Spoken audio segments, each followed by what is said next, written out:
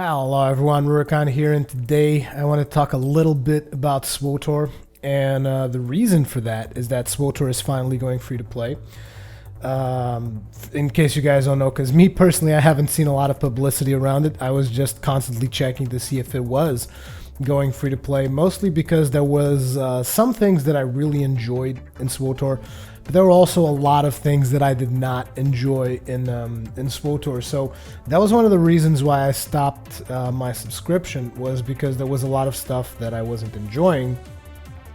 But like I said, there was also a lot of stuff that I was enjoying, and this would be a game that I would like to play on a more casual level. Like, instead of playing it with the usual dedication that people give to an MMO, which is pretty much you only play the MMO, I wanted to play SWTOR a little bit differently because I am a big Star Wars fan, and it's just been one of the biggest movies in my life, if I'm to be completely honest, because as most of you should know by now, that is how I learned to speak such fluent English. It was by repeatedly watching Star Wars, because it was just one of the best movies at the time, and that I really appreciated, and it really got me into sci-fi and that kind of stuff. And I realized that in the meantime, such things have changed, because a lot of people don't really like the latest 3 Star Wars movies. I'm not gonna say they're the best. Obviously, the original Star Wars movies, the chapters 4, 5, and 6, were definitely the best that ever came out of Star Wars. The original ones, because let's face it, Han shot first, and I mean, everybody should know that Han shot first, and that whole Greedo shooting was bullshit. I have no idea why Han couldn't shoot first. It's just a funny thing. But anyways, going back to the subject of SWTOR, SWTOR is going free to play on the 15th of November, so as of the recording of this video, it should be tomorrow. I'm going to try and upload this video as fast as possible to get to you guys. For those of you who are interested in playing SWTOR, because the thing about SWTOR is that it has that BioWare storytelling in the Star Wars universe, and that is, to me, was one of my favorite parts of the game. Was just playing around in the story. I was actually playing with a smuggler, and I loved the smuggler character. The smuggler story was awesome, in my opinion, and it was just really cool all around. So I want to go back and play that character again. Just play the storyline stuff, though. I don't want to do the PvP, because the PvP is basically the same thing as World of Warcraft, which is unbalanced, and I just didn't like it. I did not like the PvP experience. Operations is not really my thing, so to speak, because once again, it's raiding. You need to have a schedule for it, you need to have a guild for it, you need to be well organized, and it's just like, it's the kind of stuff that turns the game into a job, which is why I never really got into operations. Flashpoints, on the other hand, which are the instances, are really, really cool, because I like playing with those small groups, and now apparently there's finally a group finder, which at the point when I was playing the game there was no group finder. But Flashpoints I enjoyed because it also had that whole BioWare storytelling aspect to it. It wasn't just go in here, kill all this stuff, be done with it. There were dialogue choices, and sometimes I believe it would even change the paths you took in the instance, which was cool. So the Flashpoints were cool. Space missions were cool as well, if you guys remember. It's just a little on-rails fool around with your spaceship. It's kind of cool. I liked it. And yeah, the game itself overall is pretty fun, mostly for the story content, and the BioWare storytelling. As a matter of fact, I recently got back into Dragon Age 2, which was a game that I kind of deserted because they had no dwarves, and also because it was a significant downgrade from Dragon Age Origins. But I kind of missed that BioWare storytelling, because I hadn't played a BioWare game in a while before I restarted playing Dragon Age 2. As a matter of fact, probably a Dragon Age 2 video should be coming onto the channel soon, where I'm just talking about the game. But yeah, SWTOR is going free to play, and I wanted to talk to you guys about the limitations that you can expect from free to play, for those of you who are actually interested in playing the game. If you're not interested in playing SWTOR, well, I mean, some people could get into it now because it's going free to play, but a lot of people might just be done with it at this point. I don't know what your levels of interest are regarding SWTOR, but me personally, I am interested, like I said, mostly for the storyline. And I think I've repeated myself a little bit here, but again, this is just me talking. The footage in the background is probably really old footage. If I do happen to find any SWTOR footage to put in the background, that in of itself would be a damn near close to miracle. I'm going back to it. I will announce the server that I will be playing on or whatever on Twitter. But again, just remember, I'm not going into this to like make a big guild, make friggin' operations and raids all the time. It's definitely not what I'm going to do. Like I said, casually play it, and that is all. That's the only thing I'm going to do, because there isn't going to be anything above casual for me when it comes to MMOs, because I want to keep up with all the other games that I want to play and stuff. So I'm not going to be dedicating a huge amount of time to MMOs at this point in time. But anyways, that being said, let's talk a little about the limitations. So I have in front of me, you guys are not really seeing it, but I have in front of me a chart that tells you basically which limitations you have when you are going to play SWTOR in free-to-play mode. And I have to say, they're pretty friggin' strict. There's a lot of limitations here that, to be completely honest, I mean, it gets to the point where it's kind of ridiculous. You can definitely tell that the limitations they've put in place are limitations to kind of force you to go subscription mode. It's limitations to get their hooks on you, and once they get their hooks on you, they just want you to go subscriber mode. That's what they want to do. This is a big grab at subscribers, which I think is the wrong way to do it, because the way you want to do it is you want to get a business model kind of like League of Legends or Guild Wars 2, where all the stuff that you get, that you pay for, is convenience. Once you get your model to the stuff that you have to pay for is just convenience items or convenience things, so to speak, because it's not just things, there's also convenience services, so to speak.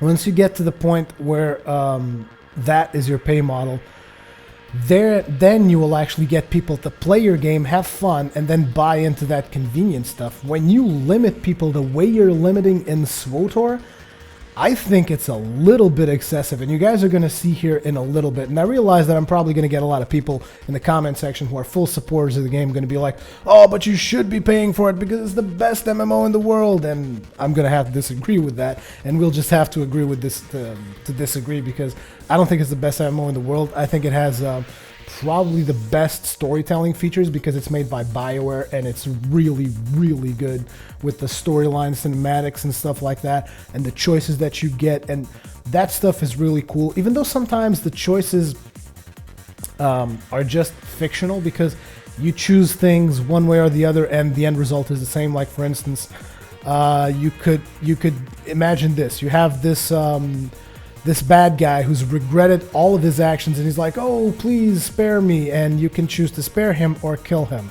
Now, you can choose to kill him and get some dark side points, or you can choose to spare him, and once you spare him, the guy goes like, I am not going to surrender, I'm going to kill you, something like that, and then you eventually fight him and then kill him, so the end result is the same. And there's a lot of choices like that as well, but if you don't pay that much attention to it, you can tell that there's a lot. And the thing is, there's a lot of storylines that you can get out of this, right? There's a lot of them. You can get Smuggler storyline, Guardian storyline, Consular storyline, Trooper storyline. Then you have the same thing, but for the Empire. You can get the Agent storyline. You can get the Bounty Hunter storyline, the Sith Knight, and the other one, I don't really remember the name. I'm sorry. It's been a while since I played the game. But again, I was talking about the limitations, and I'm going to get back to those limitations. So anyways, regarding the story content, everybody is going to have full access to class stories from level 1 to 50. Level 50 is the cap, for those of you who do not know. So when it comes to class story, which to me is like the best thing in the game, is class stories and flashpoints. When it comes to the class story, you get full access to the class story when you play in free-to-play, which is really, really good. But then, when it comes to character creation choices, you have limited access. Now, there's not a whole lot of detail about this, but apparently you can only create like 2 races instead of having access to all the races in the game. You have like 2 Empire races and 2 Rebel Alliance. Not Rebel Alliance. What is this? I forget. It was the Empire, and it's not the Rebels. It's the... Can't believe I forgot that. That is so dumb. Well, whatever. You get 2 races for the good guys, 2 races for the bad guys, so to speak. And within those, you can only play those 2 races if you're free to play. Obviously, the subscribers have full access to. I believe there were like 4 races for each of the sides, if I'm not mistaken. I think there were 4 races, but anyways, those you only get. You're only gonna have access to some races. You're not gonna have access to all of them. Regarding operations, which is the equivalent of raids, you need a weekly pass to unlock operation access. So you'll have to buy some kind of a pass that will only last you for a week. And this is where I think this one went really overboard. I mean, let's look at it this way. You buy a weekly pass, and then you're unable to get into an operation, because you guys know that one of the biggest challenges in raids, at least, is to actually organize the group and get a group together to go. So imagine you pay for a weekly pass, you don't get to do operations that week. Oh, so much for your money, and you didn't even enjoy it. I mean, I think the operations is a little bit limited there. Then we go to War Zones, which is the equivalent of PvP Battlegrounds. You are limited to 3 War Zones per week, or you can purchase, again, a weekly pass to unlock the restriction. 3 War Zones a week? I mean, I'm not into PvP, so to me this does not matter at all, but for someone who wanted to get into the game, free to play, and have fun PvPing, good luck with that. You're going to get 3 War Zones a week, and that's it. It's not a whole lot, let's be honest here. Then you have Flashpoints. Flashpoints, which are the instances, the dungeons, so to speak. I really enjoy these, by the way. And it says here, full rewards from 3 Flashpoints per week, or purchase a weekly pass to unlock rewards for all Flashpoints. So you get 3 Flashpoint rewards. Now, when they say Flashpoint rewards, I believe what they mean is like, you know how when you do something in the Dungeon Finder in World of Warcraft, you get like a reward of gold and badges and stuff like that? I think that you're going to get some kind of reward like that for completing Flashpoints. But if you're in free-to-play, you're only going to be able to get 3 rewards a week. Which again is really, really limiting. Let's be honest here, that is just really, really limiting. Like me personally, I want to be running Flashpoints all the time because that is one of my favorite things to do in the game. So 3 Flashpoints a week seems like really, really low. But I believe that you can run more Flashpoints, you just don't get rewarded for it. Does it affect the loot that you get from the dungeon? I don't think so, but if it does, that's even worse. But once again, this stuff has been updated according to what it says here. This list has been updated on 16th of October. So we are currently almost on the 15th of November. So it's almost been a month ago that this thing has been updated. So there could be changes to this. I'm not 100% sure. I mean, most of us are going to find out tomorrow, those of you who are interested anyway. But that is what you get for Flashpoints.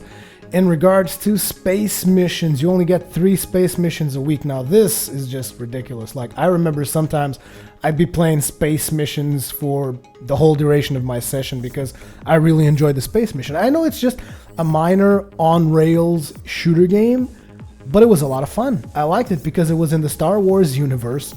And like I said, I'm a big fan of the Star Wars universe. And I think that's 3 space missions a week is way too limiting, just way too limiting. It's the whole thing that I'm telling you guys about. They want to get their hooks on you. They want you to try out this stuff, and once you try it out, they want to limit your access so that you go ahead and you buy it. Now let's look at. You also get some limitations with your inventory, with your cargo hold, which is a cargo hold that you get in your spaceship. It's stash, basically. It's your stash. It's like your bank, whatever you want to call it. You get some inventory limitations there. You also get some inventory limitations on your personal inventory. Now these two, I'm going to have to go ahead and say I actually agree with this. And why do I agree with it? Because when a game goes free to play, they have to make their money somewhere, right? And inventory slots, I think it's fair game that they limit you somehow, because it's a convenience thing. It's not really preventing you from playing the game or preventing you from reaching stuff in the game that you want to reach. It's just a convenience item, because it's like, oh, I'm full. I need to go to town more often than someone else does, but I can still do everything they do. It's a convenience thing. So here they have my support on the cargo hold and inventory limited stuff, which they will probably give you less slots both for the cargo hold and the inventory, and then you can expand that using cartel coins, which is their fake currency, so to speak. This I actually think is fair game, and they should base their free-to-play model more around stuff like this, and not so much around stuff like limiting you to 3 space missions a week, which makes absolutely no fucking sense. Then they have another one, which once again, this one is a big one. Only 1 crew skill. So what's crew skills? Crew skills is crafting. So in the original game, when you're a subscriber, you could have, I believe, 3 crew skills, if I'm not mistaken, right? Yeah, up to 3 crew skills. In your free-to-play, you're only going to have 1 crew skill, and you can purchase additional crew skills with cartel coins. The reason I don't think this is fair game anymore is because this actually gives you in-game advantages. And I realize that the subscribers want to have access to everything, and hey, full on to you for being a subscriber, man. You should have access to everything, but does it really mean that everyone who goes to play the free-to-play thing is just playing crippled? Because that's what this is. 1 crew skill. It's like everyone else that is actually paying for it gets 3 crafting skills. You're only going to get 1. I don't think that should be fair game. But anyways, it's their choice. Now, quick travel. I'm not 100% sure what this is. But basically, it says here that you are going to have longer quick travel cooldown period, or you can purchase an authorization to permanently reduce the cooldown for quick travel. Now, I don't really remember what quick travel is, but I assume it's like, it's the traveling mechanics. When you go to someone, you pay them, and they put you on a transport to go somewhere. I assume that's what quick travel is. And if, like, they make you just be stuck somewhere because you can't use quick travel, I hope that's not what this is. I really do. But basically, it said, like I said, it says here, longer quick travel cooldown period, or purchase an authorization to permanently reduce the cooldown for quick travel. So I don't know what that's about. Then there's the emergency fleet pass. Now what this was is basically an item that you get. It's a skill that you get in game. And once you use that skill, you get instantly teleported back to your fleet. And the fleet is like this big spaceship where it's like the hub, right? It's the hub that has everything on it. It's like the big capital city for both sides. Each of them has 1 fleet, and the fleet pass was a 24-hour cooldown thing that you could use to go back to your fleet with the cooldown thing. Basically, if you're going free to play, no access to emergency fleet pass, purchase an authorization to unlock quick travel to the fleet. So yeah, you don't get emergency fleet pass, you need to purchase something through the cartel coins. Death is also affected by whether or not you're a free player, which is You can either revive at the nearest med center, or you can revive a total of 5 times in the field. Now, I'm not exactly sure if this is such a big deal. I don't remember myself reviving in the field more than 5 times in a row. So I'm not sure if this is going to be a big deal or not. It all depends on how long it takes for the cooldown of those 5 times to go away.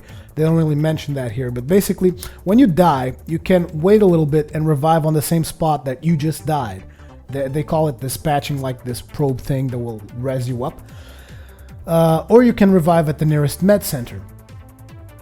Now, me personally, I remember that most of the times I died, I would just wait, call the thing, then keep on doing whatever I was doing. But there's a limitation of 5 times that you can revive. Thing is, there's also like a big cooldown to it. So if you get to the point where it's like 5 times, I don't think it's even worth waiting for it, because it's like 10 to 20 minutes or something that you have to wait.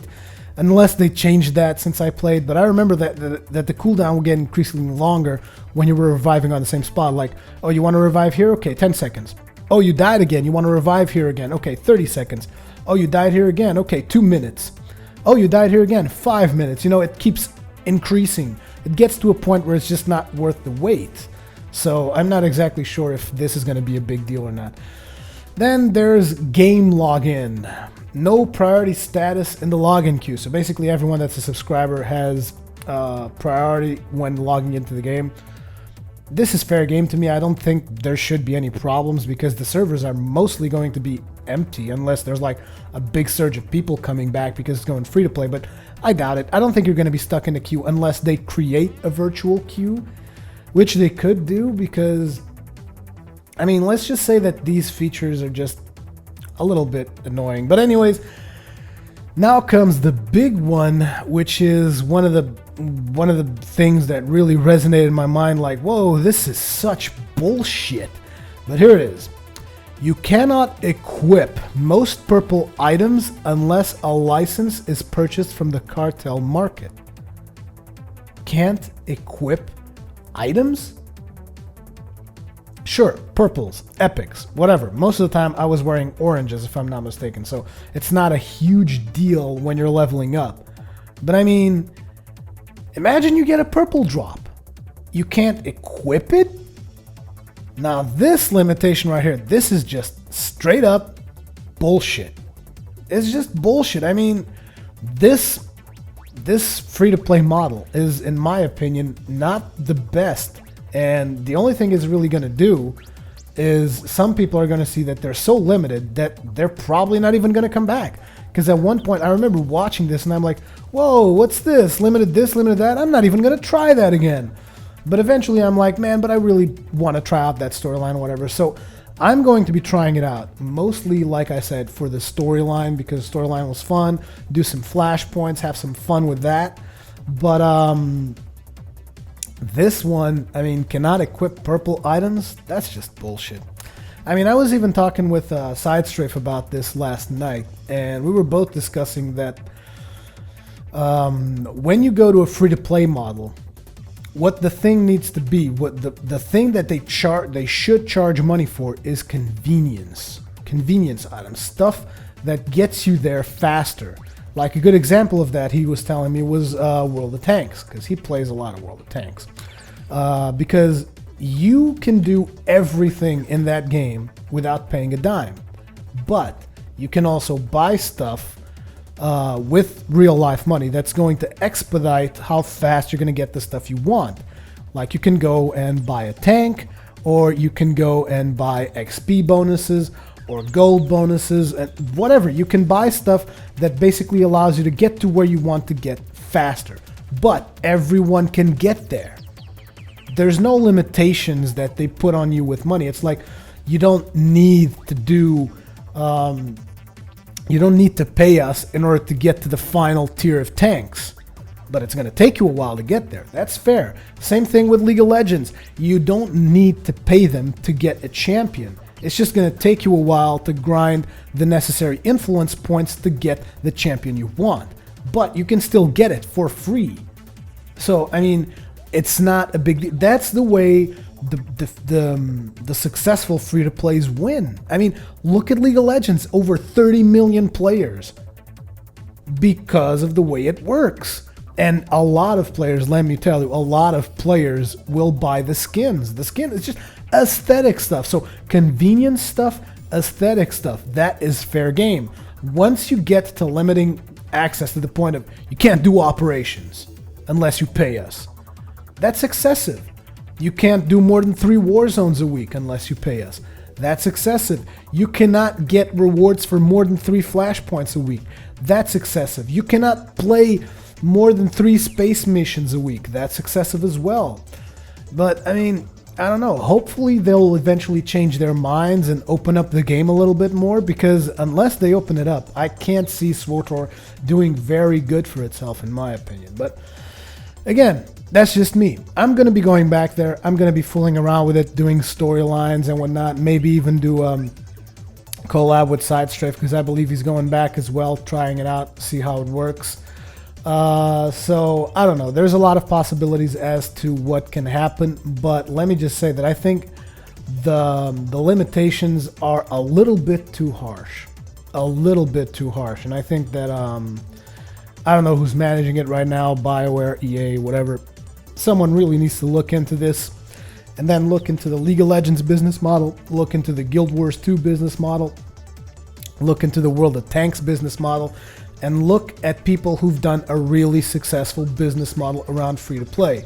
Because right now, I don't think that that their business model is really going to support free-to-play. What they want to encourage is for people to go there and then subscribe, which is not really free-to-play, so to speak. So again, I don't know how things are going to change, if they're going to change at all, but I'm going to be trying it out, and I would advise you guys to try it out as well, because despite these limited things, I mean, you still have full access to the storyline, and the storyline is usually what really, really grabs me in BioWare games, because the BioWare storytelling is really, really cool. And I realize that this is all very different from the Dark Souls videos you guys are used to, stuff like that. But again, you guys know I'm a variety gamer. I like playing lots and lots of stuff. And this is one of the games that I'm going to go back and play a little bit. Again, casually. I'm going to play it casually.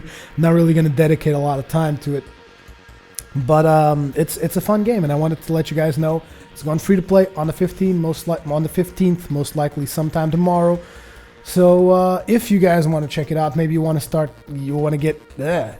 be getting started downloading the client. If you never played it before, you can also create a trial account right now and level up to 15, and then you'll be able to go and access the free-to-play stuff when it comes out. I mean, level 15, depending on how much time you spend on it, I mean, you could basically get to level 15 and the free-to-play already be out. So anyways, that is up to you guys. Hope you guys have enjoyed this video. As usual, your feedback is paramount. Thank you very much for watching, and I will see you guys in the next one.